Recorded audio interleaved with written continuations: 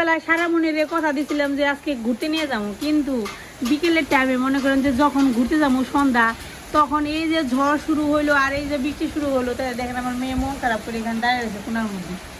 সারা রে তোর তো মাথার মধ্যে বৃষ্টির জলের ফুটা লেগে রয়েছে রে সারা। হ্যাঁ, সারার মাথার চুলগুলো এখন কদম ফুলের মতো লাগে, মনে হয় যে কদম ফুল।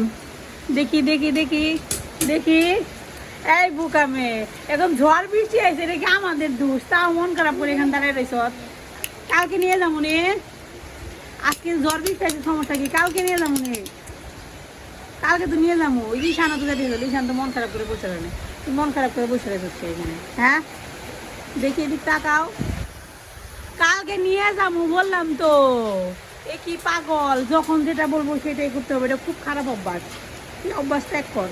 দেখেন কিরকম বৃষ্টি হইতেছে, যাকে বলে মুষলধারে বৃষ্টি।